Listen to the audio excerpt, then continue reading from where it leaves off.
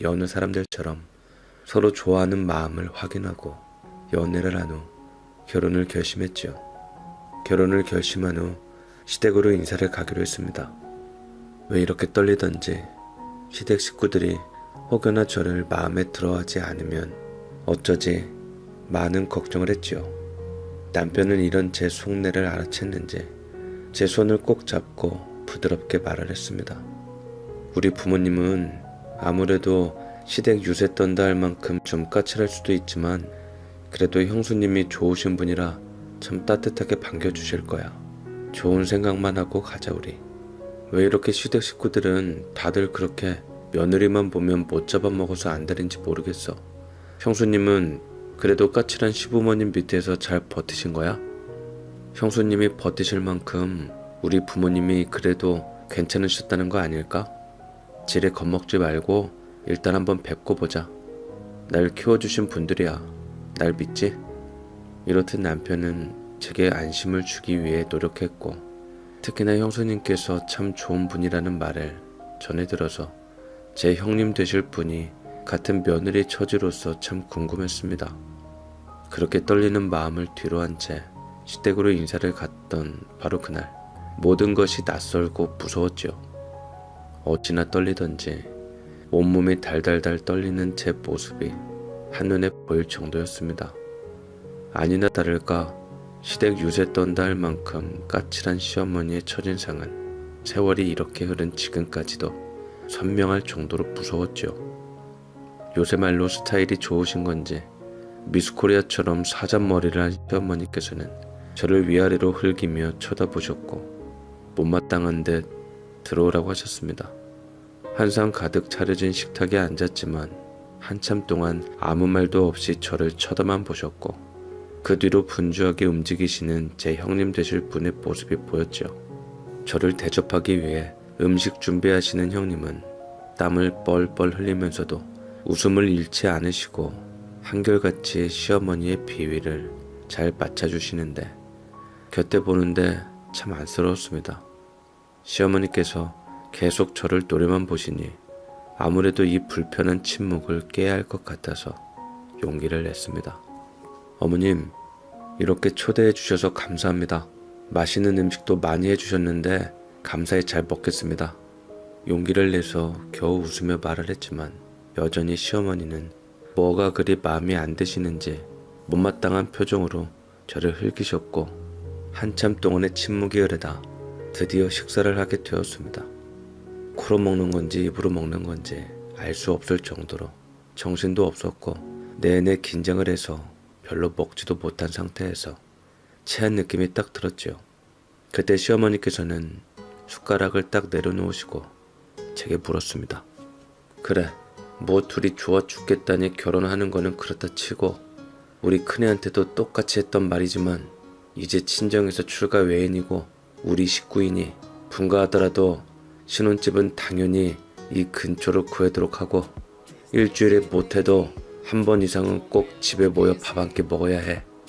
가족의 정이라는 게 다 그런 곳에서 나오는 거니까 우선은 이 정도 알아두고 부족한 건 살면서 차차 알려주도록 하마. 원래 그 당시에는 합가까지 생각했었었는데 그래도 남편의 설득으로 분가를 겨우 허락하시긴 했지만 그것 때문에 제가 뒤에서 남편 조종을 한 줄 알고 못마땅해 했던 게 느껴지더라고요. 시어머니의 말씀을 딱 듣는 순간 미래에 절절매며 끌려다닐 제가 보였고 저도 모르게 한숨이 나왔더랬죠. 너무나 불편했던 식사를 마친 후 거실에 모여 과일을 먹으려는 그때 저도 뭐라도 도와야 할 것 같아서 형님이 계신 부엌에 쭈뼛거리며 다가갔는데 형님께서는 되려 제 손에 약을 하나 쥐어주시고는 물을 주셨습니다. 얼굴 보니 채기가 있어 보이네. 얼른 먹어요. 채했을 때 먹으면 좋더라고요. 예비 동서지만 오늘은 엄연히 손님인데 여기 들어오는 거 아니에요. 오늘 만나서 너무 반가웠는데 우리는 다음에 제대로 인사하도록 해요. 말 한마디에 천냥빛을 갚는다고 남편의 말만 따나 형님은 제게 너무 따뜻하게 대해주셨습니다. 식사 후 상을 치우는 것도 도와드리고 싶었지만 이미 어머님께서 빨리 오라고 재촉을 하고 계셨고 형님의 말씀도 있어 마음은 불편해도 어쩔 수 없이 거실로 향했죠. 한참 동안 시어머니의 무수히 쏟아지는 질문에 대답을 하고 또 하고 그렇게 1시간을 넘도록 대답만 하다가 겨우 자리를 마칠 수 있었습니다. 남편은 말할 것도 없었고 형님도 참 좋은 분 같아서 다행이었지만 시어머니가 조금 걸리긴 했지요.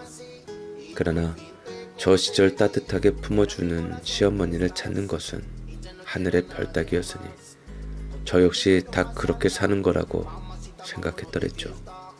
결혼을 정말 겨우 했다는 표현이 맞는데 결혼 준비를 하는 과정 전부를 시어머니께서 간섭하셔서 얼마나 힘들고 곤란했는지요. 결혼을 하고 나니 행복보다는 이제야 모든 것을 다 끝냈구나 싶어서 안심이 되었습니다. 시어머니의 명령대로 신혼집은 시댁에서 도보로 고작 5분 거리였죠. 결혼 전부터 시어머니에 대한 마음이 좋지는 않았지만 결혼을 하고 나니 눈에 보이는 것이 많아지니 심각성을 더 인지할 수 있었어요. 어머니는 상당히 고지식한 사람이었고 며느리를 본인 손바닥 위에 올려두고 쥐락펴락해야 하는 그런 사람이었습니다. 저희 부부는 맞벌이라서 집에 있는 시간이 길지 않았지만 그런데도 불구하고 시어머니께서는 툭하면 저를 시댁으로 호출하셨습니다. 나다. 오늘 일 끝나고 집으로 좀 와라. 아범이랑 비슷하게 도착하지? 아범도 같이 와. 오늘 좀 음식이 많이 됐는데 집 근처니 와서 저녁 먹으라고. 오늘도요? 어제도 가서 먹었는데 어머니 번거로우실까봐 그렇죠. 얘는 내가 뭐 번거롭니? 어차피 우리 큰애가 다 알아서 하는데 집에서 노는 애니 집안일로 부려야지 밥값이나 하지. 돈 버는 동선에 왜 숟가락 한 벌 더 놓는 것뿐이니 신경 쓰지 말아라. 일주일에 한 번이라고 했건만 한두 번도 아니고 거의 대부분의 저녁을 시댁에 가서 먹어야 하니 속이 내내 답답했고 전 점점 살이 빠져갔습니다. 단순히 저녁만 먹는 것이 아니라 시어머니의 길고 긴 연설도 들어야 했고 며느리인 저의 길을 잡으려는 시어머니의 노력이 이어졌지요. 단 한 번도 시어머니의 말씀을 거역하거나 말대답을 해본 적이 없었습니다. 그렇지만 이런 제 모습도 마음에 들지 않으셨는지 시어머니는 끊임없이 저를 잡으셨죠. 결혼을 하고 보니 형님이 어떻게 살고 계신 건지 시어머니가 얼마나 못된 사람인지가 뚜렷하게 보였습니다. 어머니께서는 여자들 모이면 그릇이 깨진다고 형님과 단둘이 대화하는 걸 극도로 싫어하셨기에 시댁에서도 단 둘이 대화를 나누는 것은 쉽지 않았죠. 그러다 틈을 보아 한 번은 우연히 시댁에 단둘이 있을 기회가 있어서 얘기를 하게 되었는데 소곤소곤거리며 형님이 씁쓸하게 말했습니다. 동서는 절대 일 그만두지 마. 어머님이 뭐라고 하시든 끝까지 다녀야지. 집에서 살림하는 순간 나처럼 살아야 돼. 우리도 원래는 동서네처럼 근처에 살았는데 어머님이 노발대발하셔서 결국 합가해서 이렇게 살고 있는 거잖아. 이렇게요? 아, 이렇게가 어떻게인데요? 보면 모르겠어? 나는 주부도 아니고 이 집 가정부로 살고 있는 것 같아. 동서도 봐서 알잖아. 어머님은 그런 분이셔. 나도 원래 이래봬도 애들 가르치던 사람이었는데 별 볼 일 없다며 괜히 다시 일한다고 했다가 욕만 엄청 먹었어. 더 웃긴 건 돈 한 푼 못 번다고 나를 그렇게 무시하시는데 좀 더 집에 와서 저녁 먹고 가면 내가 얼마나 힘들게 살고 있는지 보게 될 거야. 가끔 와서 어머니께서 형님을 두고 함부로 말씀하시는 건 대강 알고 있었지만 형님의 말은 다소 충격적이었습니다. 사실 어머님이 저를 붙잡고 형님에 대해 해주셨던 말과는 전혀 달랐죠. 어머님의 말씀으로는 형님이 일하기 싫다며 하루아침에 그만두셨고 생활이 힘들어져서 어머님이 집으로 들어와서 살으라고 배려를 해주셨다고 들었지만 실상은 형님의 일을 어머님께서 그만두게 해서 부엌대기로 만들었다는 겁니다. 두 사람의 의견이 전혀 달랐지만 확실한 건 형님의 말이 진실일 것 같더라고요. 형님의 말을 듣고 나니 시집살이가 만만치 않을 것 같아 참 두려웠습니다. 결혼 전에는 퇴근 시간을 손꼽아 기다렸지만 어느덧 퇴근 시간이 다가오면 두려웠고 오히려 회사에서 일하는 시간이 더 행복하고 편했죠. 거의 매일 시댁으로 퇴근을 했고, 또 다른 문제는 시어머니께서는 한 끼를 드셔도 대충 드시는 법이 없으셨습니다. 무조건 진수성찬 상다리가 휘도록 차려야 직성이 풀리시는 분이셨죠. 형님이 아무리 주부 구단이라고 하셔도 저와 남편 이렇게 입이 둘이나 늘었으니 숟가락만 놓아서 될 것이 아니라 음식 준비하시는 것이 보통 일이 아니겠다 싶었습니다. 어떻게든 도움을 드리고 싶어서 퇴근 후 급하게 시댁으로 와도 제가 올 때쯤이면 늘 거의 다 차려져 있었습니다. 형님 홀로 얼마나 힘드셨을까 싶어 죄송했고, 이걸 거의 매일 저녁마다 혼자 차리시는 게 보통 일이 아닐 거라 죄송했죠. 형님, 혼자 너무 힘드셨죠? 죄송해요. 제가 서둘러 온다고 와도 매번 이 시간이네요. 앞으로는 그러지 마시고 조금만 천천히 차려주세요. 저랑 같이 차리셔야지 매일 이렇게 혼자 어떻게 다 하세요. 아니야, 동서가 나 도와주면 어머님 화내실 거야. 나 괜찮으니까 동서도 그런 거 전혀 신경 쓰지 마. 알겠지? 형님은 늘 웃으며 괜찮다고만 하셨습니다. 형님께서 맛있는 저녁을 차려주셨으니 감사한 마음으로 먹었지요. 그러나 어머님은 늘 불만을 습관처럼 달고 사시더라고요. 아우 짜, 오늘 반찬을 대체 어떻게 한 거야? 넌 시집 온 지 대체 몇 년인데 아직도 가난한을 제대로 못 맞추니? 짠 게 얼마나 몸에 해로운데 지금 나더러 짜게 먹어서 얼른 저 세상 가라는 거 아니라면 당장 다시 해와. 짠가요? 죄송해요. 맞춘다고 맞췄는데 얼른 다시 해올게요. 쓸모없는 것. 음식도 영리해야지 하는 법인데 저렇게 미혹해서야 원. 동수 앞에서 아주 잘하는 짓이다. 반찬이 짜네 싱겁네. 혹은 영양가가 하나 없는 반찬들만 올려놨다며 심하면 생활비 빼돌려서 딴 주머니 차내는 말도 막말을 서슴지 않고 하셨죠. 허나 그럴 때마다 형님은 늘 묵묵히 듣고 계시다 죄송하다고 하셨습니다. 참 이해할 수 없었죠. 누가 봐도 참 대단할 정도로 밥상을 차려주시고 무엇보다 맛있었음에도 어머님은 생트집을 잡으며 형님에게 해도 해도 너무하시구나 싶었습니다. 그렇게 맛있는 식사를 했으니 치우는 것은 제가 하겠다며 형님께 앉아서 쉬고 계시라고 했는데 이 말이 끝나기 무섭게 어머님이 소리를 치셨죠. 그네, 네가 둘째 보고 설거지하라고 시켰냐? 돈 한 푼 못 벌고 집구석에서 노는 것이 설거지도 하기 싫으면 어쩌자는 거야. 밖에서 일하고 온 사람한테 집안일을 시켜? 내 집에서 빌부터 사는 주제에 양심도 없지. 도대체 너는 애가 왜 그 모양이니? 둘째, 너 주방에서 당장 나와라. 밥 먹었으면 나와서 쉬어. 저건 다 제가 할 일이니 냅둬. 알겠어? 어머님의 호통에 순식간에 분위기는 얼어버렸고 저 때문에 형님이 욕먹은 듯하여 너무나 죄송했습니다.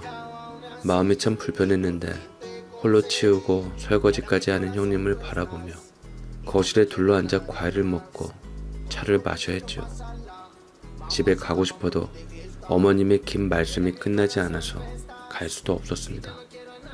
밤잠도 없으셔서 밤 10시쯤에 겨우 집에 갈 수 있었지요. 상황이 이렇다 보니 개인적으로 제가 쉴 수 있는 시간이 거의 없었습니다. 집에 가서 씻고 자고 일어나면 출근해야 했고 퇴근하면 시댁에 가야 했으니 말이죠. 시댁에 가는 게 불편하고 싫어서 슬슬 저도 잔머리를 굴렸습니다. 야근을 핑계 삼아 시댁에 가지 않았지요. 남편에게는 솔직하게 말을 했습니다. 하루 이틀도 아니고 거의 매일 어머님네 가서 저녁 먹고 불편하게 있다 오는 거 너무 힘들어. 나도 퇴근하면 집에서 씻고 누워서 아무것도 하기 싫은데 그럴 시간이 없잖아. 그리고 형님 혼자 그렇게 고생하는 거 지켜보는 것도 너무 죄송하고 마음 불편해서 싫어. 그러니까 당분간 야근 있다고 거짓말할게. 장단 좀 맞춰줘. 나도 우리 엄마 대체 왜 그러는지 모르겠다.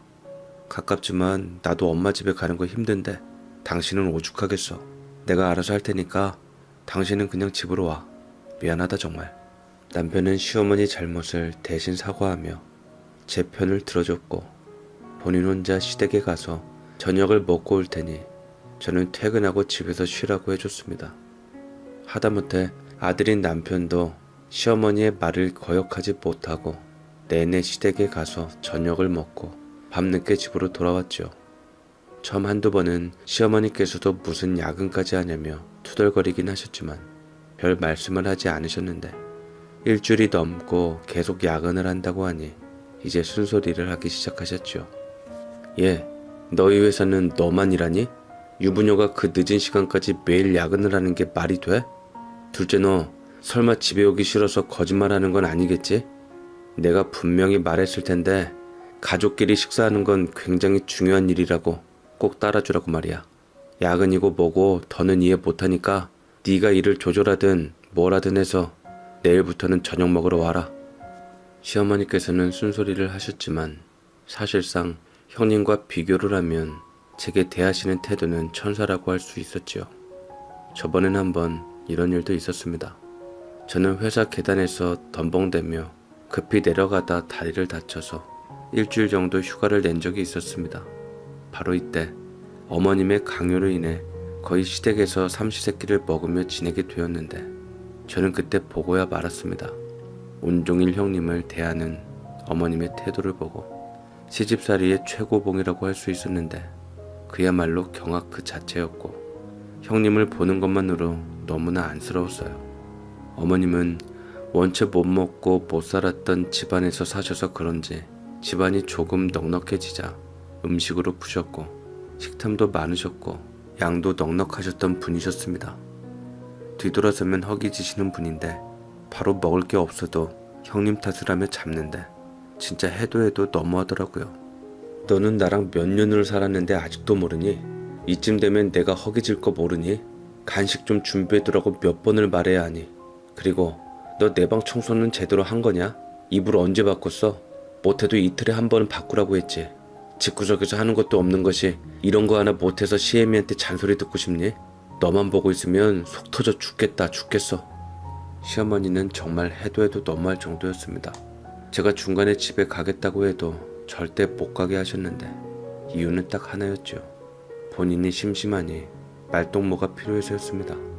네 형님이랑 대화하면 내가 아주 답답해서 천불이 나서 그렇다. 무슨 말만 하면 네네 하고 끝이야. 반응도 없고 나랑 얘기하기 싫은 걸 그렇게 풀지 뭐냐. 괘씸한 것. 무슨 말만 하면 말대꾸한다 하니 형님 입장에선 네네 할 수밖에요. 대체 어쩌란 건지 참. 시어머니 성격이 워낙 독불장군 스타일에 목청도 좋으시고 고집도 센 편이라 지인들이 모두 떠나고 남은 사람이 없다고 들었죠. 그래서 늘 혼자셨던 시어머니께서는 무료한 일상이 너무나 지겨울 때면 형님을 심심풀이로 건드리거나 저를 불러다 무료함을 푸셨습니다. 동서, 어머님 심심하시다니까 말동무 잘해드려. 내가 많이 부족해서 어머니 상대가 못 되어드리니 동서는 똑똑한 사람이라 어머님께서 좋아하시니 좋은 시간 보낼 것 같아. 형님은 힘없이 웃음을 짓고는 이른 오전부터 일어나 밥상을 차리고 치우고 온 집안을 쓸고 닦고 먼지 하나 없이 청소를 하셨지요. 쉴 틈 없이 대청소 때나 할 법한 청소를 매일 하셨고 중간에 시어머니 간식을 챙겨드리고 점심 준비를 하고 또 치우고 남은 집안일을 하고 저녁 준비를 하고 치우고 이게 형님의 하루였지요. 형님이 유일하게 밖으로 나가는 순간이 바로 장 보러 갈 때였는데 이것도 어머님이 늘 동행을 하셨습니다. 본인 아들이 번 돈을 펑펑 쓸까봐 그걸 감시하러 늘 따라다니신 게 그 이유인데 참으로 치사하더라고요. 제가 만약 형님이라면 절대 이 결혼 생활을 버티지 못했을 텐데 참 대단하다고 느꼈습니다. 일주일 정도 시댁에서 지내면서 스트레스를 참 많이 받았는데 또 한편으로는 형님이 너무나 불쌍하고 외로워 보여서 힘들지만 시댁에 더 자주 찾아가 형님과 담소도 나누고 차를 마시곤 했어요. 다른 시어머니는 동서지간에 잘 지내면 기특하다 하는데 우리 어머님께서는 무슨 심술보이신지 형님과 잘 지내는 것을 못마땅해 하셨고 대놓고 뭐라고 하시기도 했습니다. 너희들 참 웃긴다. 누가 보면 이 집이 너희 집인 줄 알겠어. 남의 집에서 지들끼리 차 마시고 뭐하는 짓이야 저게. 왜 둘이 모여서 내 험담이라도 하려고 그러냐? 내가 자리를 피해줄까? 아주 웃기고들 있네. 둘이 찢어지지 못해? 어머님, 그게 무슨 말씀이세요? 여기가 왜 남의 집이에요? 형님이랑 어머님 사신이 형님 댁이고 어머님 댁이지 형님이 얼마나 애쓰시는데 그렇게 섭섭한 말씀을 하세요. 제 생각은 그렇네요. 뭐야? 이게 어디라고 감히 말대꾸를. 제가 참다 못해 한마디 하니 시어머니는 냅다 제 귀싸대기를 내리치시는데 형님이 어머님을 말리며 다 자기 잘못이라고 그만하시라고 말렸습니다. 순간 제가 황당해서 말도 안 나오더라고요. 가만히 지켜보니 시어머니는 본인 빼고 며느리들이 행복한 모습을 보는 것 자체를 싫어하는 게 느껴졌습니다. 저는 그래도 분간했지. 형님은 매번 고약한 어머님 얼굴 보면서 시집살이 당하는데 사실상 남편인 아주버님이라도 형님을 챙기는 것이 맞지 않습니까? 허나 그에 비해 그 아들이라고 아주버님도 최악이었죠. 아주버님은 시어머니를 등에 업고 기고만장하셨고 똑같이 형님을 무시하고 하대하는 모습을 보였습니다. 심지어 크고 작은 사고를 자꾸만 치던 그런 사람이었죠. 그러다 지렁이도 밟으면 꿈틀거린다고 그토록 순하고 착한 형님이 얼마나 힘들었던지 하루는 새벽 늦은 시간에 저희 집 문 두드리는 소리가 나더라고요.